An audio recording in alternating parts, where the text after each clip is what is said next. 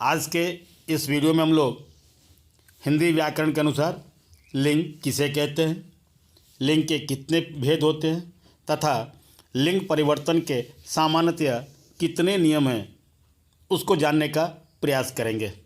तो आइए आगे बढ़ें और देखें कि लिंग क्या है। तो इसके पहले एक चीज़ समझ लेना ज़रूरी है, आखिर लिंग है क्या या फिर लिंग किसे कहते हैं। तो इसके जवाब में कहा जा सकता है या फिर आप कह सकते हैं कि शब्द के जिस रूप से यह पता चले कि जिसके बारे में बात किया जा रहा है वो पुरुष जाति का है या स्त्री जाति का, उसे ही व्याकरण में लिंग कहते हैं। हिंदी में सामान्यतया दो लिंग होते हैं, पुल्लिंग और स्त्रीलिंग, लेकिन इसके अतिरिक्त एक और भी लिंग होते हैं जिसे उभय लिंग कहते हैं। लिंग निर्णय के कोई पूर्ण नियम नहीं है, सबके कुछ न कुछ अपवाद हैं। हालांकि कुछ के लिंग का निर्धारण उसके लिंग के आधार पर किया जाता है। जैसे उदाहरण के तौर पर हम लोग बोले कुत्ता अगर बोले तो इसका विपरीत लिंग कुतिया होगी। इसी तरह अगर लड़का बोले तो इसका विपरीत लिंग लड़की होगी। क्लियर। अब कुछ के लिंग का निर्धारण उसके विशेषणों के आधार पर होता है। उदाहरण के तौर पर अगर हम लोग बोलें काला घोड़ा और काली घोड़ी, विशेषण क्या है दोनों में? काला और काली। एक में अगर काला बोलते हैं तो वो घोड़ा होगा और दूसरे में काली बोलते हैं तो काली घोड़ा नहीं होकर के वो काली घोड़ी होगी। मतलब विशेषण काला और काली के आधार पर उसके लिंग का निर्धारण होता है। काला है तो वो घोड़ा होगा और काली है तो वो घोड़ी होगी। अर्थात विशेषण के आधार पर कुछ शब्दों के भी लिंग निर्धारण किए जाते हैं। अब कुछ शब्द ऐसे होते हैं जिनके पहले नर या मादा जोड़कर उसका लिंग या उसके लिंग को निर्धारित करते हैं। जैसे नर कौआ, तो मतलब ये कौआ जो है वो पुरुष जाति का है। अगर उसके पहले अगर जोड़ते हैं मादा कौआ तो मतलब ये कौआ जो है वो स्त्री जाति के। नर कौआ और मादा कौआ, मतलब कुछ शब्दों के पहले नर और मादा जोड़ करके उसके लिंग का निर्धारण किया जाता है। अब इसके अतिरिक्त अधिकांश प्राणियों के लिंग प्रायः पहले से ही तय होते हैं, जिसे हम लोग बोलचाल में स्वाभाविक रूप से सीखते हैं। उदाहरण के तौर पर हम लोग बोले स्त्री पुरुष, भाई बहन, पति पत्नी आदि। यहाँ स्त्री बोले तो समझ में आता है, ठीक है, वो स्त्री जाति के है। पुरुष बोलते ये भी पता चलता है वो पुरुष जाति का है। भाई पुरुष है तो पुल्लिंग होगा और बहन स्त्रीलिंग होगी। पति पुल्लिंग तो पत्नी स्त्रीलिंग होगी। ये स्वाभाविक रूप से ये हम लोग अपने बोलचाल में सीखते रहते हैं। अब पुल्लिंग के कुछ नियम को देखें हम लोग तो देखते हैं उसमें देश, पर्वत, अनाज, पेड़, धातु, ग्रह, दिन, महीने, समुद्र तथा कुछ भारी और बेडौल निर्जीव वस्तुओं के नाम प्रायः पुल्लिंग होते हैं। जैसे देश में देखें तो भारत हो, अमेरिका हो, जापान हो, इंग्लैंड हो, फ्रांस हो, कोई भी देश है, किसी भी देश का नाम वो सब पुल्लिंग होंगे। इसी तरह कोई भी पहाड़ हो, हिमालय हो, धौलागिरी हो या कोई और भी पहाड़ हो, विंध्याचल हो, वो सभी पुल्लिंग होंगे। इसी तरह अगर दिन अगर है तो रविवार हो, सोमवार, मंगलवार, बुधवार, गुरुवार, कोई भी बार हो वो सभी पुल्लिंग होंगे। इस तरह ग्रह अगर है तो मंगल ग्रह है, बृहस्पति है, शनि है, कोई भी ग्रह वो पुल्लिंग होगा। लेकिन इसके अपवाद भी हैं। वो पृथ्वी ये भी ग्रह है लेकिन पृथ्वी स्त्रीलिंग होती है, ये ध्यान रखना होगा। इसी तरह चैत है, वैशाख है, मार्च है, अप्रैल, ये महीने के जो नाम होते हैं वो भी पुल्लिंग ही होते हैं। लेकिन अंग्रेजी के 3 महीने जनवरी, फरवरी और मई, ये 3 जो महीने होते हैं, जनवरी, फरवरी और मई, अंग्रेजी महीने के जो 3 महीने होते हैं वो प्रायः स्त्रीलिंग होते हैं। इसी तरह प्रशांत महासागर हो, हिंद महासागर हो, कोई भी समंदर का नाम है समुद्र का, वो भी पुल्लिंग होगा। गड्ढा हो, गट्ठर हो, ये सभी पुल्लिंग होंगे। अनाज के नाम में गेहूँ, चावल, धान, बाजरा, ये सभी पुल्लिंग होंगे।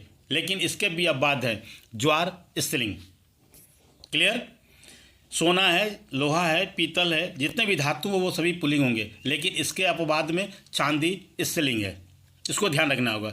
इसके अतिरिक्त जितने भी पेड़ हैं, कोई भी पेड़ हो, किसी भी चीज़ का पेड़ हो, चाहे आम हो, लताम अर्थात जिसको अमरूद बोलते हैं, कटहल हो, नीम हो, पीपल हो, बरगद हो, कोई भी हो, वो सभी पुल्लिंग होंगे।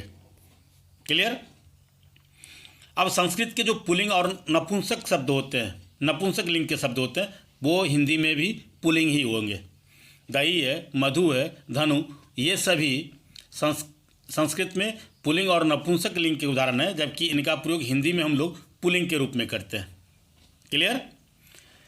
अब हिंदी में देखें कि संघ है, झुंड है, कुटुंब है, समाज है, परिवार है, मंडल है, दल है, ये सभी प्राणी सूचक शब्द हैं और ये समूहवाचक हैं।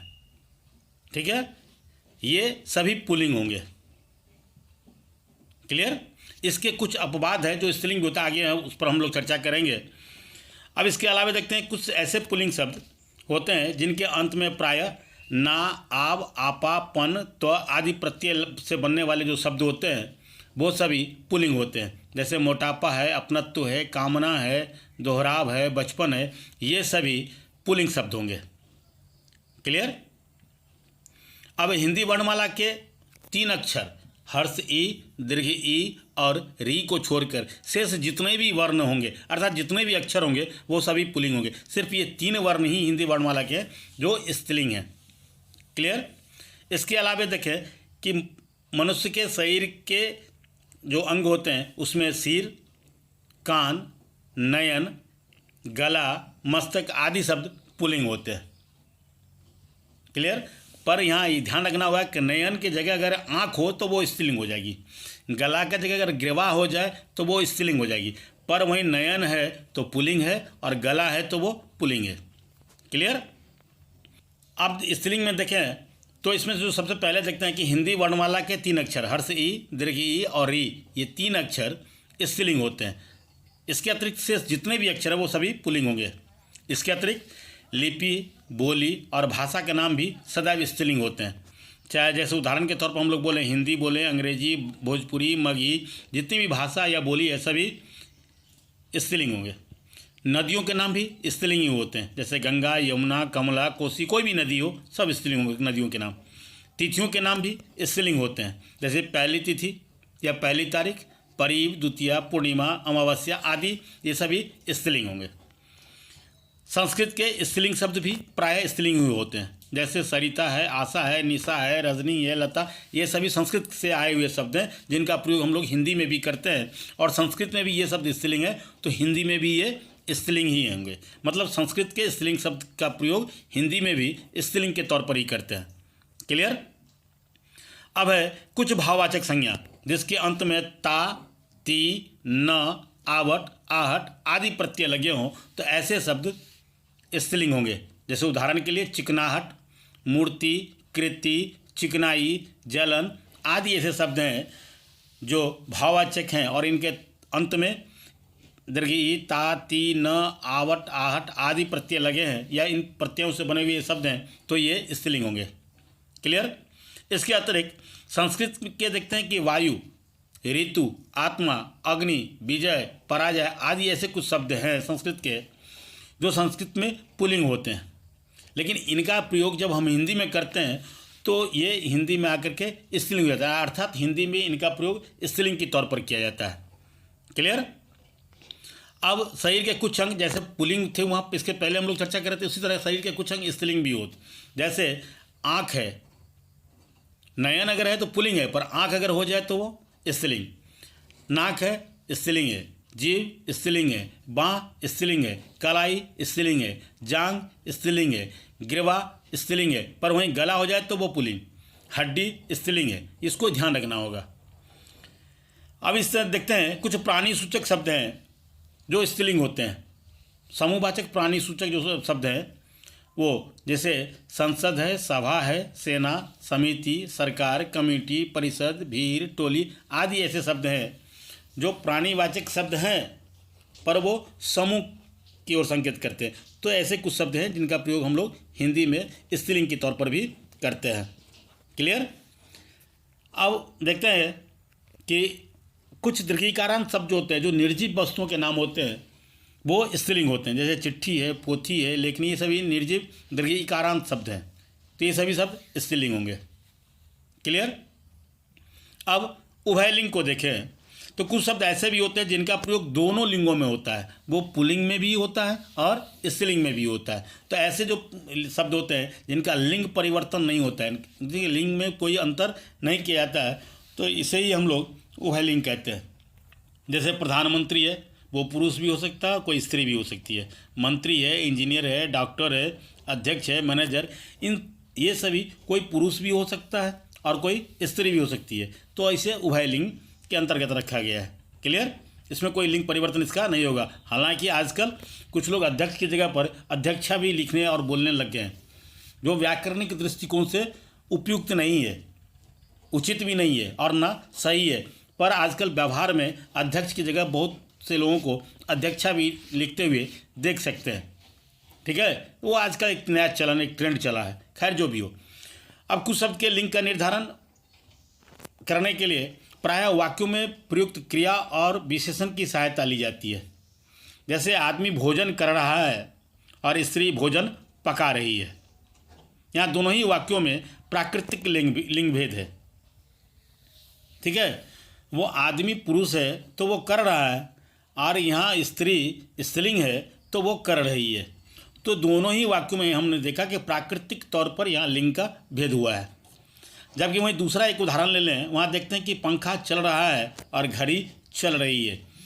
यहाँ इस वाक्य में, इन वाक्यों में देखें तो रहा है और रही है से उसके लिंग की पहचान होती है कि चल रहा है तो वो पुल्लिंग है, और चल रही है तो वो स्त्रीलिंग है। तो उसके क्रिया के आधार पर उसके लिंग की पहचान की जा रही है यहाँ पर। इसी तरह अगर कोई कहे कि यह कमरा बड़ा है, या फिर कोई ये कहे कि बड़ी कुर्सी पर बैठो, तो यहाँ देखते हैं कि बड़ा और बड़ी, ये दोनों ही वाक्यों में एक बड़ा भी विशेषण है और बड़ी भी विशेषण है। यहाँ उसकी पहचान जो है उसके विशेषण के आधार पर होती है। विशेषण क्या है? बड़ा है।